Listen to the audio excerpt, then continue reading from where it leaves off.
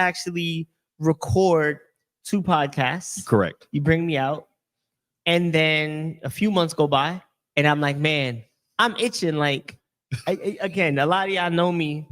Like, I'm like the most impatient, patient person. I thought the conversation was good. Yeah. So we did 2, right? We did the first one, and then we did the second one. And the second one was like hash it out. It's hashing out. It was behind. Right. Yeah. We did a solo interview. Yeah. And y'all go back and watch the show. This is episode, I think, 28 of just the podcast. So there's no cap when I say a compliment, like I really mean it. Yeah. That was one of the best interviews I've ever had. I appreciate that. And I even said it then, and I said it after the show. Oh, it's because the question I asked you. Yeah, how you started the question. Yeah. So y'all want to see that interview, and I got permission. Yeah, run it. Yeah. All right, what's up, world? I'm taking over Hashing Out this week. This is our kind of behind the scenes, kind of low key podcast where we talk about some issues that might be a little bit deeper than just business and all of that good stuff. Talking about issues and stuff like that with business owners and our guest today. I've got Hussein Abdullah, who is from HAHOMES. Story that I actually run a nonprofit. Some people may or may not know that has been 8 years now doing a toy drive for communities in school. Shout out communities in school. And because of Netco Title and the wonderful Netco dolls over there, Hussein was able to be a donor this year, and I actually randomly met him while I was doing the interview for Amanda over at Netco Title. And it's been a great connection, got to learn some things and follow him on social media. So Hussein, thanks for stopping by today, man. Appreciate you, brother. Thank you for having me. Yes, sir. So like I said, low key, you thank you for doing the podcast with us a little bit ago. I have some questions that watching your social media account, watching all of that. I know you're from New York, and that's a whole different ball game than it is in Texas. So the question that I have, and you feel as comfortable to talk about it as you want, the name Hussein, being a minority man in real estate in the South, has that affected you any? Because you guys may or may not know, but there's this stereotype of Texas that some people, we have a little bit of racism still every now and then. And a gentleman named Hussein going to ask investors in the South to let me make you money may or may not come off right sometimes. Have you had any experiences like that? Yeah, I'll unpack that whole. Yeah, for sure. There's a lot that goes into that question. All right, so let's go in order. So first off, I'm from Brooklyn. I just gotta distinguish that. You know what I'm saying? I'm from Brooklyn. I'm from Brooklyn. Because New York is, I'm not from Buffalo. I'm from Brooklyn, right? So there's that.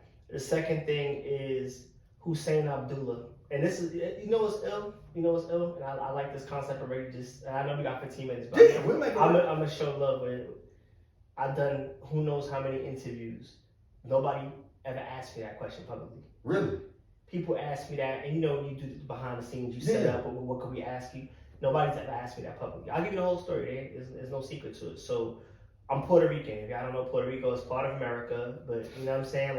It is. Yeah. Right? But it's its own island and whatnot. And I'm, black. My mom's from Alabama. So I'm southern born, cornbread, whatever, but I'm from Boyle. You know what I'm saying? So I'm Puerto Rican and black, like most New Yorkers. It's a big thing out there, right? For sure, absolutely. It's beautiful women. The most beautiful woman on the planet, Miss Universe, got robbed. She got robbed. She did. She got robbed. So anyway, that being said, so I'm black and Puerto Rican from New York. My pops was James Martinez. So where you get Abdullah from? My pops went to jail. He caught a body. Went in like most people. Was fed, and I'm just gonna say what it is. Was fed a certain religion. Went in there and found righteousness and found knowledge itself. Like Kareem Abdul-Jabbar, like Mike Tyson, like most dudes that go to jail, they come home Muslim. Muhammad Ali. He didn't go to jail, but he did. But he did go to jail. That's when he found it. Yeah. Yeah. So he found right knowledge, something that made him positive, changed his life, never got in trouble again. So that's how I'm Hussein Abdullah. Gotcha. You know what I'm saying? What's ill is that when you say that, I call myself like an American. Like, it's just funny. I say why. Like, I lived in 4 different states. Okay. So I lived on the East Coast. I lived in the Midwest. I lived in the South. most of the people I know from New York never been to Texas. Well, most of the people I know from Texas never been to New York. Absolutely. They got all the opinions. Yeah. And what I find is there's racism everywhere. For sure. I've been pulled over driving while black. I've been pulled over in sundown towns. But I've also had that in New York. For sure. I've also been pulled over in Staten Island. I've also been profiled to the point where I even got rid of one of my old cars. Yeah. So out here, what I want to also go back to the term minority. Like the only way I see myself as a minority is if it's making money because I'm a 1%er. Okay. I like that. I'm a minority like because that I'm mentality. black. Nah, you giving white people too much power. I'm not. like There's no that. way I'm a minority. Okay. In terms of then I'm subservient. For sure. So now if you're talking about being a black man in America, yeah, there's some doors that get closed in my face, but there's some doors that open. And I give you this, and this is like the paradox, and this is the beauty, and this is not just to plug the book, but we were just talking about the book. This is kind of like why I had fear, right? Forget everything and reset. I'm gonna give you a story that's not in the book. So I'm a New Yorker. I just walk into this office. I meet a vice president of a small Texas bank. Okay. Without this dude, HAHOMES probably doesn't exist. They giving us money when they don't give us money. He has a picture on the wall with a Confederate flag. Yeah. I want to paint the picture. He still shook my hand. We still had lunches. I made their bank a lot of money. He helped me make a lot of money. He's conservative. Maybe I'm somewhere in the middle. Yep. So some people I would have never did a deal with him, and that's why you're broke. And that's why I don't feel like I sold out. I ain't like have to swear or nothing. He was giving me the money. I was working with him. We was doing whatever. And he told me, just like on the last podcast, he told me, look, he called me a triple threat. And I respect him for keeping it a buck with me. He said, you're a triple threat. He said, you're black, you're a business owner, and you're buying in a place where nobody wants to buy. In the 76541 area, Killeen, downtown. Nobody wants to buy down there. Yeah, I know. There's a reason, but still, you're making money in it. So we're were waiting for you. Yeah. We don't have any applicants. They're looking for somebody to gentrify that area. And somebody has to do it. And I did. Somebody's got to take advantage of it. But I grew up on 2nd Street and Evergreen, like right. Okay, I know exactly. Yeah. We had houses all up and down I'm on Volter, which is like Evergreen is here, and I'm right there. So I know all. My first step was college. We did all those streets, Wisconsin. The owner Gilmer used to live on College, so right. We know. Yeah, that's yes. So I'm cool with that. And so again, and if I'm, no, you good. That's the question that I want to know. Right. Because so that's the conversation, right? Yeah. So here goes what it is, right? So you have some people that have but they want to tell you everything. Yo, you gentrifying? Yo, what's wrong? You kicking people out? 90% of my clients who are now the homeowners are now new business owners. So I'm creating LLCs. I'm creating CEOs. I'm creating opportunities for people to build wealth. So they're still black and brown. Yeah. So now you got a problem with another black and brown person owning it? Oh, okay, no, so that's not a problem now. And we're creating homes where these were dilapidated homes. Yeah. They were distressed. Nobody lived there 4, 5, 6 years. So now you'd rather have a vacant home than a person of color, if that's what's most important to you, making money off of renting it to the next person. Yeah. Who's majority gonna get government money, whether it's Section 8 or whether it's from military, BAA. So let me, we can unpack a lot of that. There's a lot that goes into that, but I'm born and raised in Killeen. I left for 13 years, or actually 17 years to include college. So I came back and it was completely different than what I was. But north side of Killeen has been the same. So my question to you though, with that, unpacking what you just said, is do you feel like because you got to raise rents, like rent's gonna go up some because people have been paying $200 and $300 for years. We're gonna pay $500, $750 somewhere in that range now, maybe even more. Do you feel obligated to try to keep affordable housing in there as a black man, knowing that your clientele is probably gonna be black and brown as well too? Let me answer that question because it's the same thing. See, rent is always relative to the value of the house. For sure. People don't know that. So what happens is pre-COVID, I could buy a 3-bedroom house downtown in the 41s, $17,25K. Correct. My property tax is based on the value of the house. Correct. So there's a rule, it's called the 1% rule. whatever you purchase a house for, your rent roll, if it's 1% of the purchase price, you're gonna make 10%, which is a solid investment. It's a good investment, right? correct. So if I'm buying a house for $25K, forget what I put in. Let's just call it. I bought it for $25K. Then I can make $250 a month rent because that's 1% of that price. Absolutely. Market changed. Now I'm buying a house for $100K. Gotta charge $1,000. I gotta charge $1,000. Correct. Why? Because my property tax went up because now the property's worth Sure. more. So it's not like we're just making money hand over fist. You're paying interest. The interest rates go up. That cuts into it. Now, if I don't invest in that town, let's go to Killeen specifically. For sure. The majority of Killeen is military and ex-military.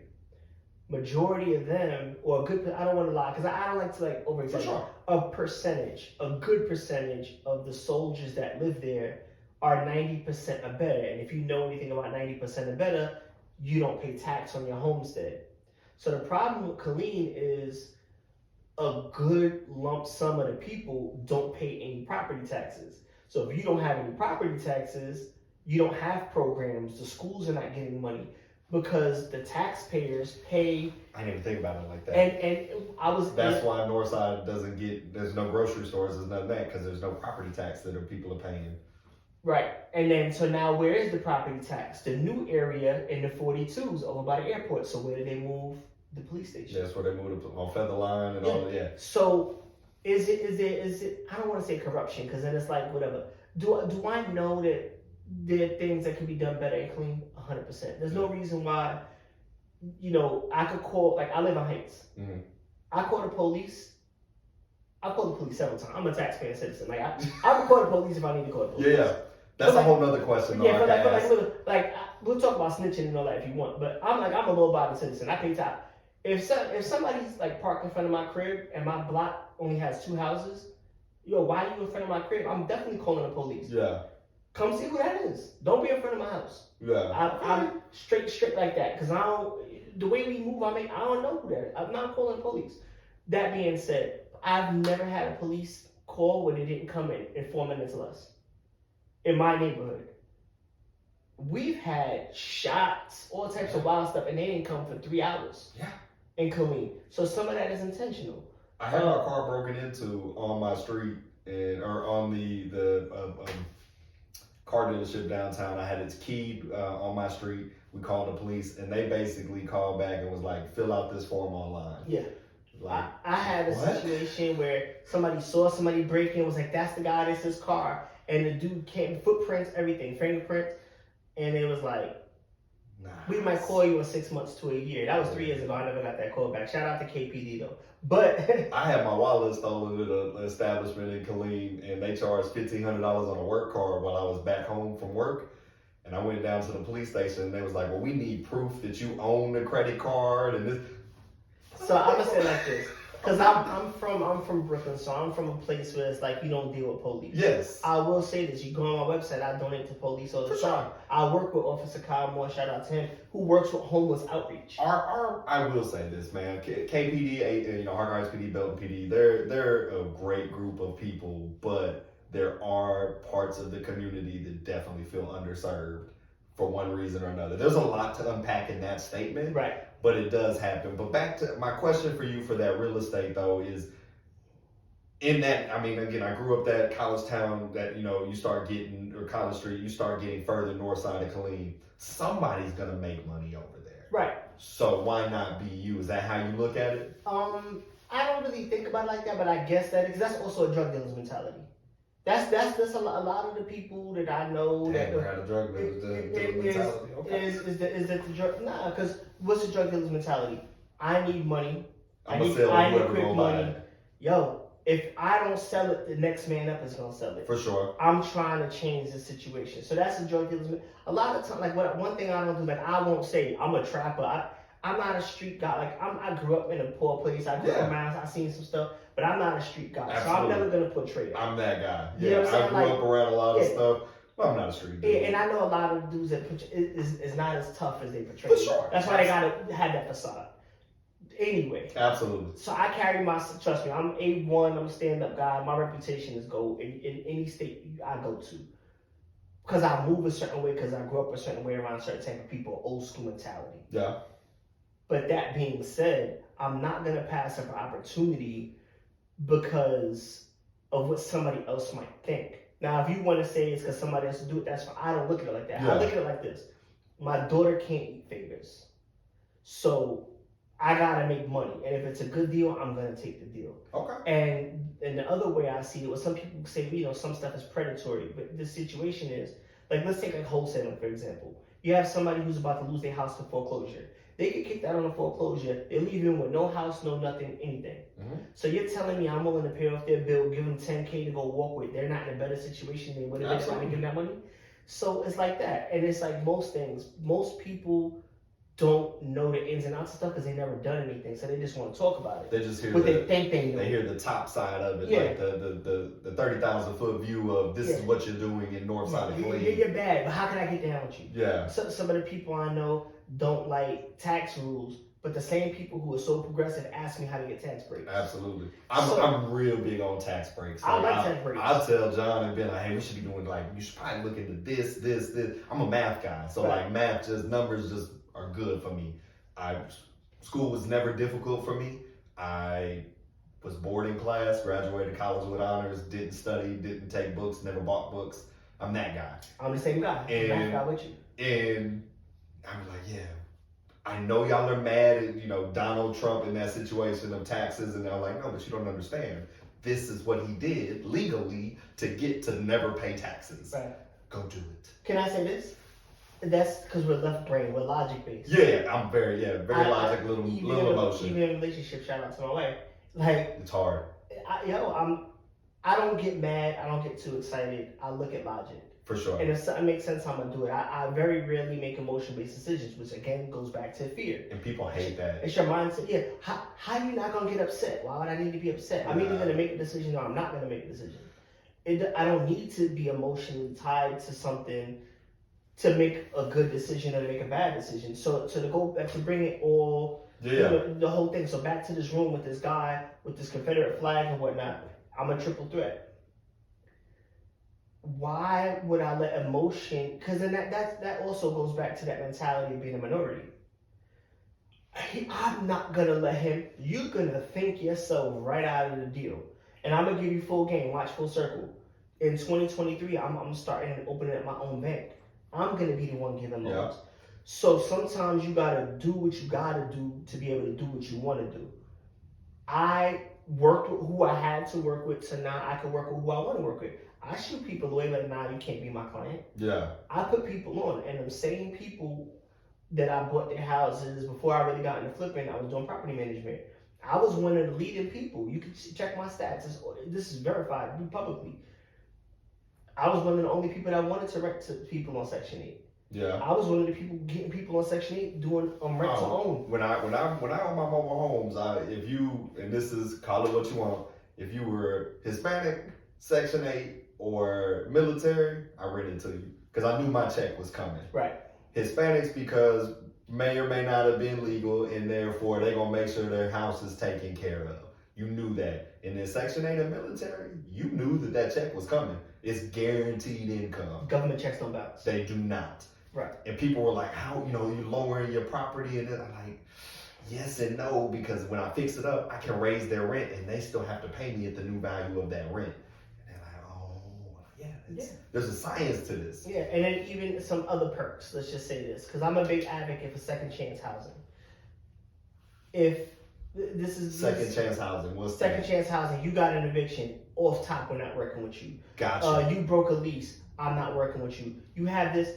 There's a lot of extenuating circumstances. Sometimes maybe I got burned, but more times than not, I helped somebody get out of a situation, and that's why I said shout out to like Kyle. He would bring us people, homeless shelter, came from this place, this and that, St. Louis, through domestic violence. They had to get away, so they just had to drop. Kids got no socks. That's why when you did the thing for the kids who need, we put a few of them. Next year we plan to do more. Like, there's people in need. And that have circumstances that aren't just black and white. Right. Absolutely. And you got to read between the lines. And if we're blessed to be in a situation where we have disposable income, I'm going to do that. So I don't feel crazy about taken, X amount of houses, and now people have a place to live. Now a family has, and then when those people come to us, I'm gonna knock off closing costs. I'm gonna knock this to help you get in the door. I work with realtors who put the people before the profit. If I'm look at my track record, look at the people you see. That's my slogan for America: is profit over people. Yo, if and unfortunately, it's very true. So finding somebody that's not that is refreshing. There's a way to get money. Yeah. There's a right way to do anything. There's a wrong way to do anything. I'm not gonna scumbag somebody to get money. I'm not gonna put somebody in a bind to get money. 99% of the time, I'm able to do a deal where everybody's happy. If both parties are not happy or all parties are not happy in the deal's not a good deal. Yeah. I don't like to do deals with people who put under pressure. There's karma, there's things that come with that, and it's not necessary. There's enough room for everybody to eat. Everybody says that. That's one of my slogans. Everybody eats. I don't need to make 20K when I can make 5K and everybody can make 5K and we could all move forward. Yeah. We build a community, we build a union. I'm big on that. I'm big on the collective. I'm big on, 5 fingers is stronger than 1 or 5 separately. So when it comes to all that, my mindset is strong, but you gotta understand how I was raised. For My sure. pops was a revolutionary type dude. I had to live being Hussein Abdullah during 9/11. I had to live during being Hussein Abdullah when Saddam Hussein first came out. It kind of helped because Insane in the Membrane was out, so it kind of gave me balance. Hey, you know what I'm saying? Yeah. Everybody gets teased about their name. Your name be John, they don't tease you. For sure. So. And you were in New York. I was in New York for 9/11. Yeah, I was in Minneapolis. I was in 93% white Minnesota in a call center for a Fortune 500 company answering phones. Hi, this is Hussein Abdullah. Calling all over, people hanging up on me, calling me a terrorist. Damn. I'm gonna find you, I'm coming in your office, death threats, all that for months. What part of Minnesota? I Minneapolis? lived in Minneapolis. There's Yeah. a town called Uptown. So Yeah. it's kind of like, So I used to travel for a living for 13 years. So Uptown is the spot. I've been all over Minneapolis. I know where you're at. I like Uptown because it reminded me of the West Village. And not because the West, not like that, but West Village because it was the only progressive spot. Yeah. They had 5 different pizzerias, a brewery. I don't drink, but they had all the hipsters were there. I was in Minneapolis when that woman got shot by the Somalian cop. Oh. I was there the night it happened, and I was like, "Oh, this is about to be bad." Yeah, Minneapolis got some problems. Yeah, for sure. There's a lot. I mean, a lot of of racial places. tension. Want to circle back to one thing you said on the other podcast: slow money versus busy money. Yeah, lazy money versus. I don't want to mess your line up. What is it? Straight. Lazy money is slow money, or lazy money is actually no money. Yeah. Because slow money can be busy money, right? Because it's moving. But lazy money is when your money is not working for you. It's lazy. Think of what being lazy is. You're actually losing money. Yeah. Because of inflation and whatnot. If your money's under the couch, if your money's in the bank, you're losing money. You got 10 G's in the bank, inflation is 7%, you just lost $700 worth of value. Look at people are talking about eggs right now. I don't buy eggs anymore.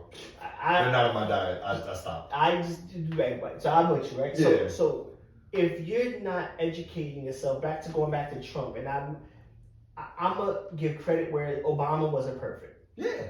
Trump, do I like him as a person? No, absolutely not. But did he do certain things that benefited certain people? Sure. See, the object here is people got to get out of that mindset, which is why I don't like the concept of a minority. That's put on you to make you feel inferior, whether you know it or not. But that being said, if somebody says this is the play, go play the game. Exactly. Learn the rule, play the game. Don't be mad at it. Play the game. Adjust. The politics aside or whatnot, it's very, very Republican area. It is what it is. But I have a very different mindset. I'm not I'm not a Democrat. I'm, like you said, somewhere in the middle because both sides got good things. But I was like, Trump doing a lot of good stuff for people that are making money. And they're like, no. I'm like, no, he's a blatant racist. He's a homophobic. He's a misogynist. He's all of that. I'm not arguing that point. But if you're playing the game that he's playing, you're probably winning right now. I made all my money during Trump's reign. Absolutely. Changed and my so life. it's that, I don't remember what the saying was, but it's like once you get a certain amount of money, you're voting Republican because they worried about rich people money. And there's a lot that goes into that. But I try to tell people, if you're playing in that game, you're either going to complain about the game or you're going to play in it. And the people that are playing in the game are winning right now. Like that's what he did. He made a lot of rules, a lot of tax advantages and stuff that are still in play right now. But like you said, if he gives you the game, this is the play, this is the game we're playing. You can either play that game by those rules, or sit on the sideline and complain. Well, let's say this. We could do this too. I'll say it like this. Do you know what president incarcerated more Americans than any other president in the history of presidents of America? I would assume Bill Clinton or Barack Obama. Right. It was Bill Clinton. He's my honorary frat brother. I'm a Sigma. Okay, Bill Clinton. Yeah. So are you gonna tell me that? I mean, that's bad. He put a couple million people in jail because of Bill Clinton and the mandatory minimums and for sure. And he's an honorary member of the historically black fraternity. Right. And some people could say, because we'll do both sides. This is where logic comes in. Let's say he's like an Illuminati, blood skull and bone. Let's say that. Okay, well then there's nothing you can do about that, right? For sure. But let's just say that they had the best of intentions and they got it wrong. Which some people like, it's so hard to believe that they can make that kind of mistake. I'm just giving you both sides. I think they got it wrong. Well, we know they got it wrong. Yeah, but I think they had good intentions. I'm that guy. Okay, cool. I think they had good intentions. There were a bunch of neighborhoods that was like, hey, we got to do something. So let's say that they had good intentions and there were effects or supplementary things that they just didn't conceive, unintended consequences, right? Yeah. Okay, well, either way, that's a good president who made some bad decisions. Correct. If, for me, making money, I'm still going to vote for what I think is going to be best for everybody else. Because even Bill Clinton, who also signed into effect the stock rule, where basically if you own stock, you only pay 15% as opposed to income. Mm-hmm. He, as democratic as he was, as progressive as he was, still made tax rules that gave breaks to certain people. Oh, they all do. That's what I'm saying. So they all do. So I'm not gonna vote for Trump. I think he's gonna win. If it's Biden versus Trump, I think he's gonna win. That's just my honest opinion. I don't think he makes it to another No. If he goes, because I know he was getting sued and all that. But I'm just keeping. This is a competition. Absolutely. I said he was going to win the first time, and I'm going to tell you why I thought he was going to win. Because I saw Hillary on SNL, and I saw him on SNL, and she was dry, and I was dying. He did Drake Hotline. I was like, he's mad entertaining. People are looking at the shirt. He's about to win. Absolutely. So he's very entertaining, whether you like him. He's a jerk or racist. We're not debating that. But he knows how to entertain people. Absolutely. And that's what America's interested in, right? So just to go back to the point, for me, I'm going to vote for who I'm going to vote for. And whoever wins, I'm gonna adjust accordingly and do that, and that's what you do everywhere. And so, but unfortunately, we're so bipolar in politics. It's got to be this or it's got to be that. That people think when like Obama was elected, there was a whole other side of the country. It was like the sky's falling. For 8 years, the country's going to hell. Like now, you just adjust to what, like you said, whatever laws he passed. Figure out what game he's playing for you. When Trump gets elected, the world is coming to an end. Figure out what laws he passed and adjust into that game. You can't get, but again, it's left brain. You can't get caught up in that emotional stuff part of it. But I was asking you about lazy money and all that to segue to, are you in the stock market? Are you in crypto? Are you in no? I don't invest my money in things I can't control. And historically, real estate outperforms stocks. Okay. I put money into crypto because kind of everybody was saying to do it, and I had disposable income. I'm going to tell you my strategy on crypto. I started with $1,000, put in a G. I think maybe a couple months. This is back a few years ago. I think it went up to like $1,500, $2,000. I took my $1,000 out. I'm playing with borrowed money. For sure. So I didn't care what it did or whatever. So yeah, I made money in crypto. Yeah. And then my next strategy was when that money came out and they started bringing out all these coins. You talking about a fraction of a penny. I was like, all right, what can I get for $100? I get 10 million coins for $100, $100, and I started diversifying. And I just did that, and I made money and I lost money. And when I started making money, I pulled some out. Yeah. Because I didn't need it. That was just like side money. For sure. Stocks, I never really did stocks again because I can't control it, and I don't like that. For me, I don't like losing money. Fair enough. So I've lost a lot. So we'll run it back. We'll bring it back. I have a $42 million crypto story that is a blunder. So I have a friend that runs, or they used to, they're trying to sell it now, but runs one of the largest crypto podcasts in the world. It's called The Bitcoin Podcast. Shout out to D and the Bitcoin Podcast. So that's how early they got in. That's their name. Right. That's their website handle, the Bitcoin. So yeah. So he told me to invest in Bitcoin in 2015, and I did. And then like a week later, he was like, "Hey man, you should put like 2 or 3." It's exactly how he worded it. I'll never forget it. You should put like 2 or 3 PlayStations into this thing called Ethereum. It's gonna be like digital oil, and yeah, just do that. And I was like, "Hey D, I don't even know what the fuck I just bought a week ago. I'm gonna hold off." It was 11 cents when he told me to buy it. Wow. So everybody knows the math. 11 cents was when he bought it. $1,500 is 2 or 3 PlayStations. When it peaked, and this was not even the last time it peaked. I stopped looking at what that number was. When it peaked at like 4,000, it's like $42 million. And I was like, oh, you're an idiot. So yeah, that's my. I'm 100% with you. I'm in crypto and I'm in the stock market. I was in real estate. I had a 5-year span of mobile home parks in Kempner and Killeen. And then you're right. But for me, I know how much work it actually takes to be a real estate investor. And I'm currently not willing to put in the work that it takes. Can I help you get out of that mindset? And I'm going to tell you why. Yeah. We talked about this on the last podcast. 10% of 10 businesses. Right? Absolutely. People have a misunderstanding or belief that real estate is 100% passive. Is it 100% passive? Absolutely not. Being a landlord is definitely active. That's somebody that's never had somebody pay them rent that says that. Yeah.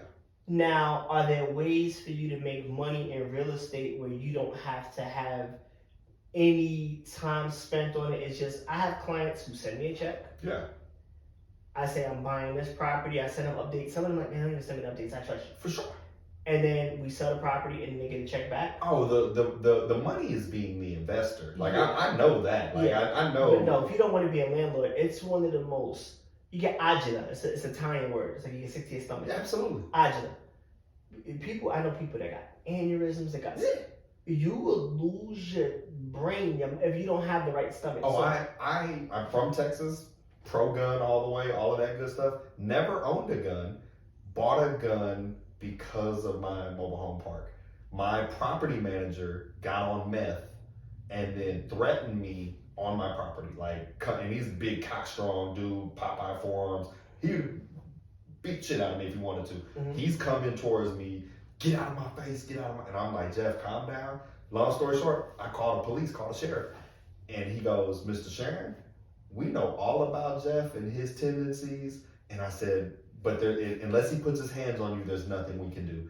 And I said, sir, I don't own a gun and I don't have a concealed carry license. I said, but if I had both of those, I would have pulled and shot him today. And he goes, Mr. Sharon, given his track record, probably would have been well within your rights, but there's nothing we can do. I drove from Kempner into Carper's Cove, popped into the gun store, 15 minutes later walked out with 1,000 rounds in a 9mm, and it's been fired maybe 50 times at a range.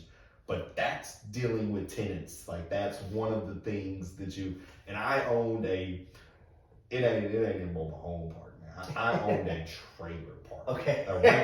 Ring ding ding ding, right. All of that. And it was, I had to go there myself and I was helping, he was collecting rents and it was bad. And I was 24 and you learn a lot, but that put me off of, I know what it takes to just go find wholesale deals and drive for cash and all the stuff. I don't want to do any of that, but I'm with you. Like at some point, I'm gonna take some money and I'm gonna give it to somebody. I'm going, hey, just give me 9% of my money. You let me know. Yeah. Oh yeah, we're gonna talk about that. Yeah, let me know. But I'm like, that's where a lot of people, I think, like you said, that mentality of I tell people, and this is, I kind of wrap it with this, and I got one last question for you. I have a different mentality from most people I've ever met in my life because I don't want to work. I don't want to do anything. There's nothing that lights my soul on fire that has to do with money. In the sense of, I don't dream, like the old saying, I don't dream of labor. It's not where I'm at. I get fascinated with travel. I've been to 47 countries on 5 continents and 49 states. That's what I get. So figuring out how to go, I never want to work again.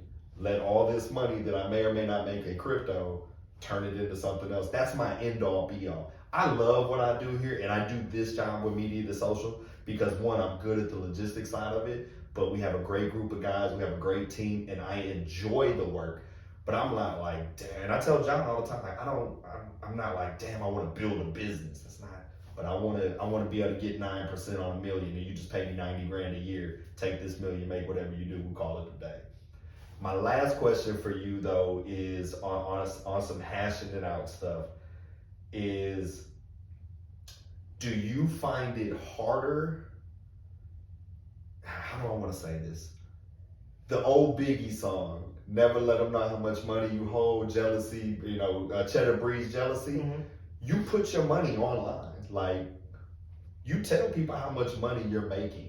Do you find that you've lost friends or anything like that because of that? Oh, that's a dope question. I would say like this. First off, see, here goes the thing, and when my wife watches this, she's gonna be like, see, I never put my own money online. I never say I made this much. Tell me how much money I made last year. You can't.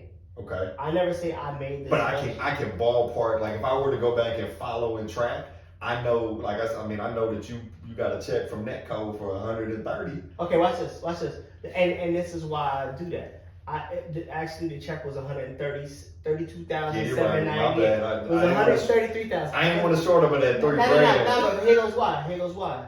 Cause you got the video, you can pull it up. What did I say? You lost on that one. I lost 1,000 for sure. So I got a check for 133, but I spent 134. Absolutely. So now you're not the first Instagram forensic accountant. You know what I'm saying? Where somebody goes in there, he posted this many checks. Because you don't know, sometimes you don't know if I'm the sole investor. Yeah. Sometimes you don't know if I'm not an investor at all. But I mean, you, like, let's call spades right now. I mean, you got an iced out wedding ring, you got an iced out watch put up in a dope BMW. People know you got money. I'm just asking more so, because I don't care what people make. Like, I got friends from all spectrums. Let me answer your question. Yeah. What I also have on sweatpants. For sure. Absolutely. I'll keep it a buck with you on this.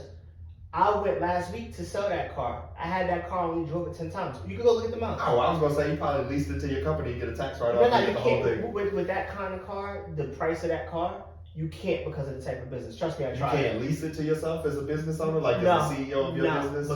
Because it's an exotic car. It's a whole thing. You can't give the CEO of a company an exotic car to be there? You got to be a corporation. Trust me. Oh, but you're not. Okay. It's LLC. So you're still an LLC. Yeah. So it's a whole different. Look, there's levels to this tax thing. The conversation him and I just had real quick. You trying to get that INC behind your name, and then you can lease it to yourself. I'm working on that. For sure, it's because of the New York thing. It's a whole. I feel you. Go back to this thing. You can't tell me what country I've been to. Yeah. You can't tell me when I fly. You can't tell me where I go. My life is not on social media. Okay. It's almost like a persona. Yeah, I get that. I post other people's money. Okay. I post the success that I made other people. You don't know if I made last year 50 G's. You don't know if I made 5 million. You'll never know that. And you could say, well, you did this many in transactions, but that's only with one realtor. Yeah. In Bell County. You don't know what I do on the East Coast. For sure. So what I'm saying is, I don't ever talk about my money because I think it's corny to talk about your own money. For sure. But, so I'm going to answer your question. I promise I'm getting to the question. The fact that I happen to have this watch, you don't know if I'm still paying. You don't know. There's a lot, So people can count your pockets, and I'm from a place where people always did that. So I move a certain way. I don't wear. Bro, I put this on. Look, you could even look at the time. I haven't worn this watch in months. Yeah. I bought it because I wanted it. Is it real? That's I don't do nothing fake. I'm from. I'm just. Nah. You can check my. I have no idea what, but I don't. You can look at it and tell it's not fake. You can look at a piece of jewelry. And I'm going to tell you how anti-jewelry I am, just as a person. I can't tell you one way or another. I wouldn't know what to look for. That's how uneducated I am. You could tell when diamonds are said a certain way. But anyway, I digress. Right. So what happens is every now and again I might want to do something. The only reason I'm driving that car today is because when I went to bring it back, they gave me like the crazy sucker. I was like laughing, and my wife was like, "Yo, just start using the car more." Yeah. Cause like, where am I driving that exotic car in Killeen? For sure. I'm not doing that. Yeah. And that's one of the reasons why, like, you'll see I don't promote, I don't advertise, I don't promote my flips. You'll know what I did after I'm done. I'm not gonna post where I'm at now. I'm gonna do this probably tomorrow. So what I'm saying is, in terms of, like, I grew up in Brooklyn, New York, like, besides the Bronx and obviously other countries, but in New York, And I grew up in the 80s and 90s. It's one of the most savage places you could Correct. be. And I didn't even grow up in a bad neighborhood within Brooklyn necessarily. Just poor. Everybody's poor, right? Don't count, right? Yeah. Like Lloyd Banks said, he said, if you grew up with your mother and your father, you're spoiled. Like, you know what I'm saying? Like, so now I don't talk about my money. I don't feel like I'm that flashy. I might pull up to a man, I might wear a watch, but I don't think my money is important. I think the money I can make you and the money I make others is important. So when you see them checks, you'll always hear the story. And I'm saying, look, this client got this.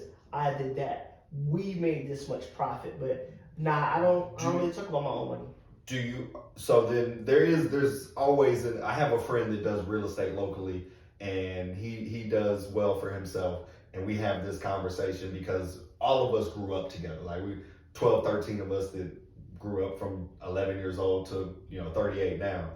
And he's like, people, once they figure out the assumption that I'm doing well, they see what I'm doing, they change. Like, I never thought my boys would change. So I guess my question is like, you might not put how much money you are, but the assumption is you're doing well for yourself. Yeah. Do you know, like, has your friend group shifted and changed as people started to look differently at you? Or there's a chapter in the book. Yeah. About that. And remember, y'all don't know this, it was on the last podcast. I'm a retired math teacher, right, primarily, but I worked in schools 14 years as a teacher. And what we have to do, especially us when we're logic based, is you have to be correct in your use of verbs and words and verbiage, right? So you say friends, I say people in my neighborhood. No, they're not acquaintances. They're people I grew up in my neighborhood. They were my classmates. They were my co-workers. Those words are powerful. And they mean exactly what they are. So why was I in first grade with the 30 people I was in first grade with? Proximity and age. Those are the only two reasons. And back in the days, they tracked. So maybe our intelligence at that point. Nothing else. So 20 years later, I'm supposed to be cool with you because we sat in the same room for 6 years? No. Do I got day ones? 100%. I guess that's where I'm at. I got day ones. Have any of the day ones that you thought were day ones? They're only day ones because they're around. So they didn't care that they saw your whole journey. Those are my people. I tell them the same thing. I say this. I'm like, they on a jet with me. When we do the private jet, they on a jet with me. Gotcha. That's not for Instagram. For sure. That's for real life. Absolutely. Nah. So when we do things behind the scenes, there's no cameras allowed because that's nobody's business. Absolutely. So what happens is though, have people switched up? Yeah, but see what happens is going back to logic. You're only disappointed when you have an expectation. I don't expect anything different than for most people to be like, yo, I want you to do good, but not better than me. Come on, like. I'm gonna wrap it up real quick because I love, man. We can talk for hours. Let's do it again. We'll do it next time. But I'm gonna tell you this: what you just said. People hate when I say this. I live life with no expectations from people, in the sense of, because I'm not going. When you have expectations, that leads to disappointments. Yeah. So in relationships, I've learned from bad relationships, like I'm not gonna expect this because I'm just not gonna get. I'm not gonna get too high. I'm not gonna get too low about a person, because once you do, that's when you have that emotion side of it. So you just real cool, calm and collected. But we could talk about a lot, and we're gonna chop it up more. Yeah. And so y'all know real quick, like this is really like actually the first time that me and Hussein have sat down and actually chopped it up. Like I said, we met because of my toy drive, and I thank you so much for that. Shout out to Netco again for bringing this together. This is what Hashing It Out is about. We went a little long, but it's the behind the scenes, and you get to know people, really, stuff like that. So Hussein, man, I thank you so much for being a part of it. Thanks for coming out to our offices. You're welcome back anytime if you want to come shoot some content. You see, we got the big green screen wall for you. We can do whatever. Come out and see it anytime that you ain't got nothing to do in Killeen besides make some money in real estate. I appreciate you, brother. Yes, sir. Take care, man. Y'all take care. Stay tuned. Peace.